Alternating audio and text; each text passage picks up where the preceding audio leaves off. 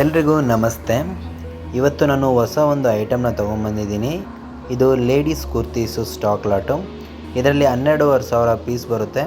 ಎಲ್ಲ ಆಲ್ಮೋಸ್ಟ್ ನಿಮಗೆ ಅಂಬ್ರೆಲಾ ಜಾಸ್ತಿ ಬರುತ್ತೆ. ಇದರಲ್ಲಿ ಸೈಡ್ ಕಟ್ ಕುರ್ತೀಸು ಕೂಡ ಇರುತ್ತೆ.